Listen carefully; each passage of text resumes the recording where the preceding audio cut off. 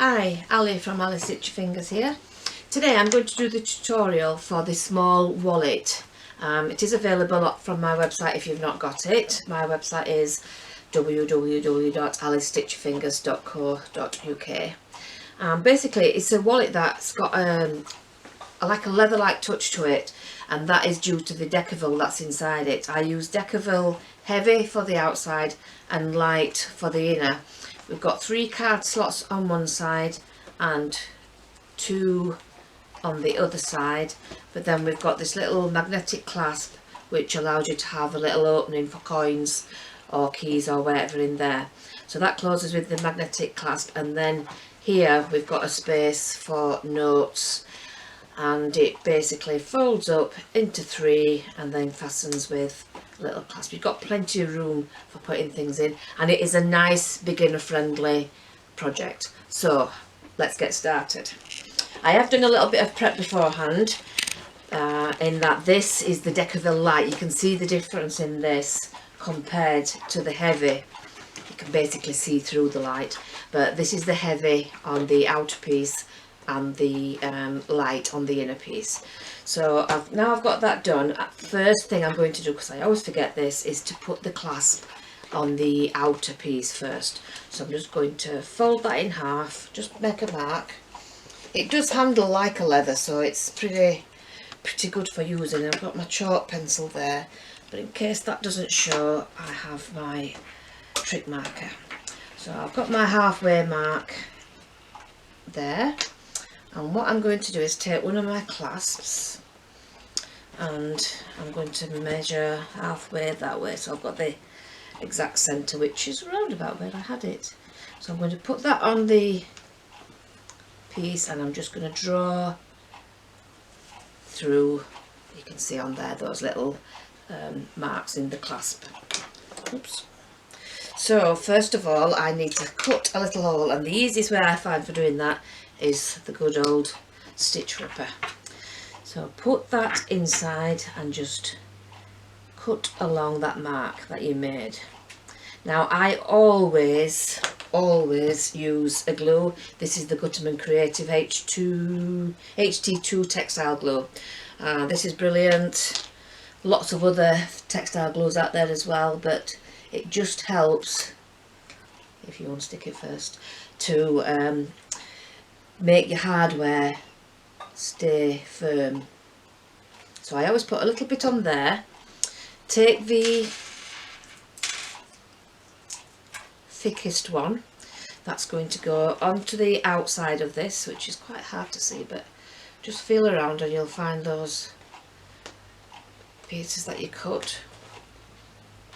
Put those through, put the washer on the back over those prongs, and then I like to use the end of the seam ripper to close those in. And that is basically how all of the clasps are done. So I'll just move them to the side so we don't lose them. That's the first one done.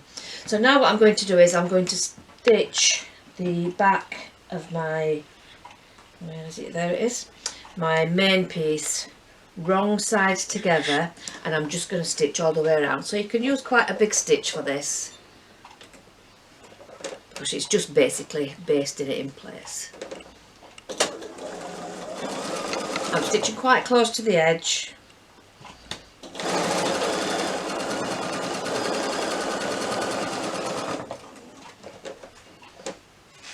Might lay it nice and smooth. Pen out of the way. Just come off the edge there.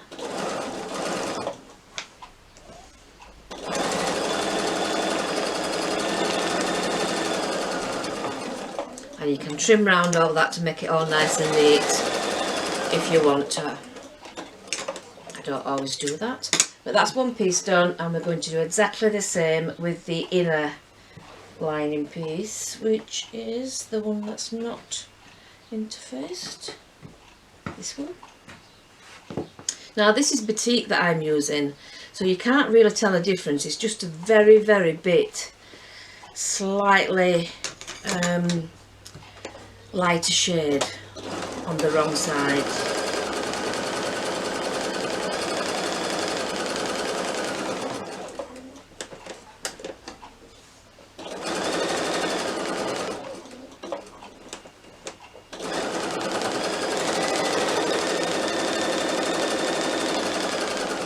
very quickly all the way around that piece as well, and that basically is basting it to just hold it in place.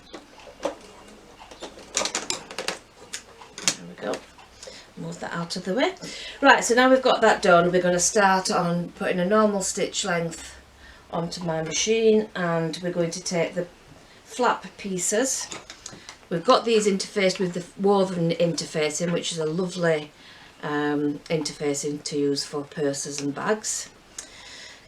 Folded that in half, get my marker again, so we've got the centre, and I think it's about 1.5 inches down, it does tell you in the pattern, we're going to put the magnetic clasp. So I'm just eyeballing it, but obviously you can mark. If you want to put a little bit of extra fabric under there, you can, just for strength, but again use your glue, and you'll be glad you did it, because these parts are going to get opened and closed a lot.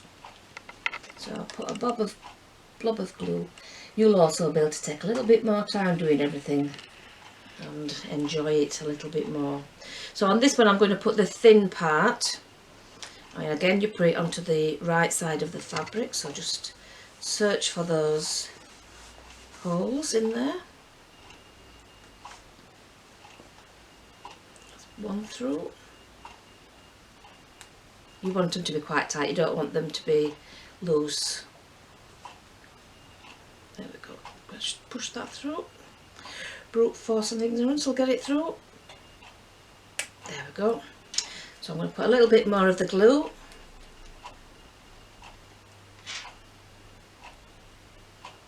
On there. Put the washer on top. And then close the prongs up as we did before.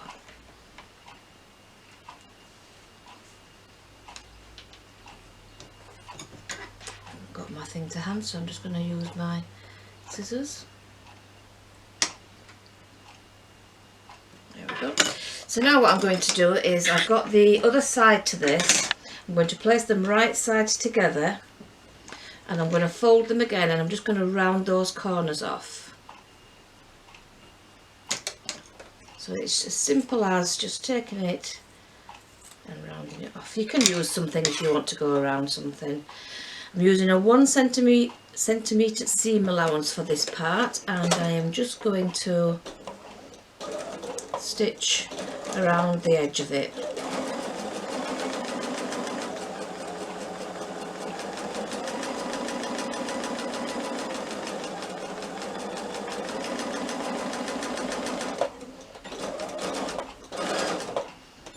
So take that out, and because it's a curve we need to snip into that seam, not going through the stitches, and just cut some little V's out on the curved seams, and then turn it to the right side.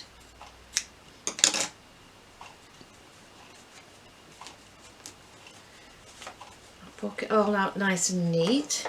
If you have a turner, it does make it nice and smooth if you do poke all those pieces out. It's the attention to detail that will give you that professional look. So now I'm going to just give that a quick press, and if you want to top stitch it you can do. For speed I'm not going to, but that is your top done.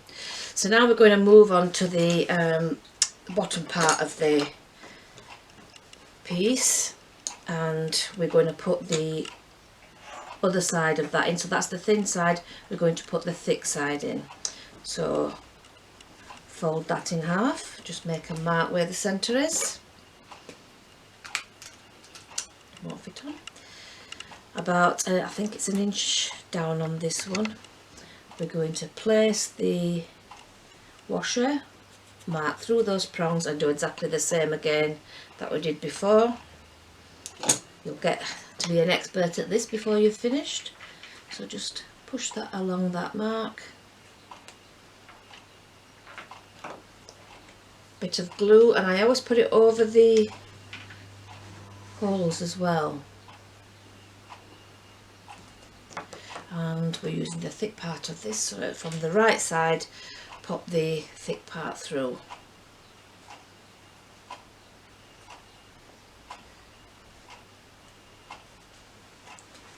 we go. 1, 2. Bit more glue. And put the washer over the top and close those legs onto it. So there's only one more of the magnetic clasp to do, and that's on the strap quite far into it. So that is the other side of that, and you can see when you put them together that makes your pouch. So what we need to do now is, while that's like that, we need to get our chalk and just mark either side of that top, and we're going to fold on that marked line and just press it, making sure it's nice and straight. Do the same on the other side. So we've got the chalk mark there, fold on that marked line and press.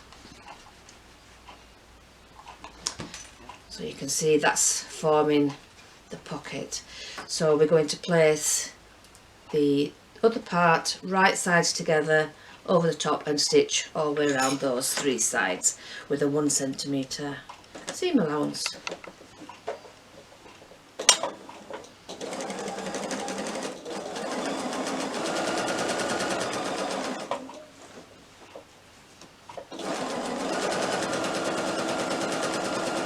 Now you see where we need to place the magnetic clasp an inch down, so you've got space to stitch past it.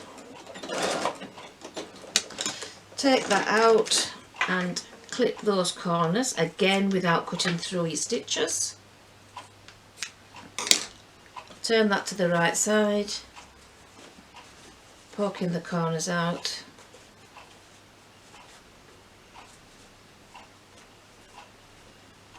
And just gently press the edges because we don't want to lose where those creased marks are. I'm just going to poke that through better. Again, the attention to detail on your corners will give you a more professional looking wallet. So now I'm just going to press those edges with my fingers, and you can see where the crease mark is. We're going to fold that back again and press again. So we've got a nice crisp fold there. And the same on this side, fold to that crease mark, make sure it's all nice and neat, and a crisp fold again. So now what we need to do to make that stay in place, we're going to top stitch just down the very edge of those 2 creases there. So right onto the very edge, back tack at the top to make sure it doesn't come undone. Stitch all the way down.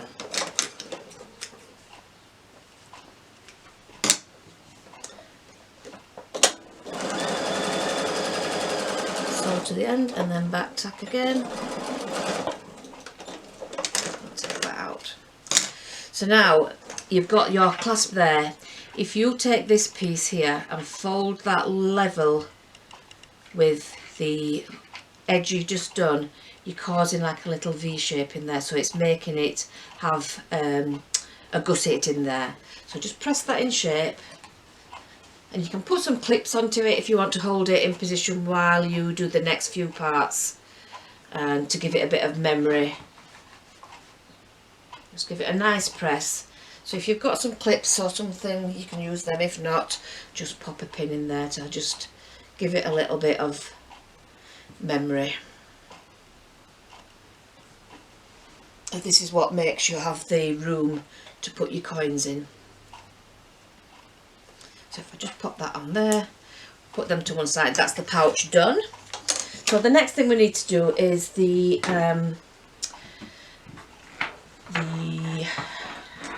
card slots.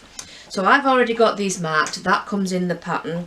So basically what I'm going to do is I'm going to start with, I think it's this one, which is a mountain. And I'm going to fold along that mark and give it a press. And then I've got another mark here which will be a valley. If I'm wrong I'll soon know, but I think it's right. So I'm going to fold up on that one making sure that they're nice and level at the sides will make sure that they're flat, sorry, that they're straight. Bring it back down, look for the mark, fold along that mark and press. Yeah, I can tell this one's right. So now you've got 2 creases there. Fold up again. All these are in the instructions, and press, and then fold down, and that is giving you your card slots for the 3-piece. So there you got 1, 2, 3. So I'll do the next one,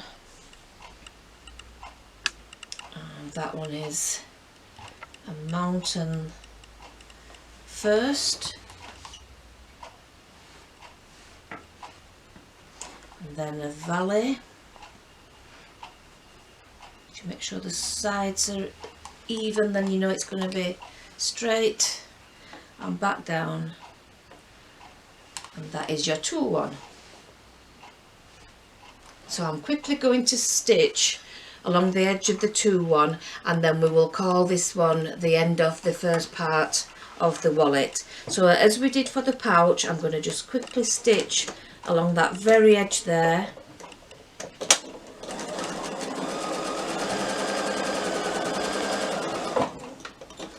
Take that out, fold that back and stitch along the next one.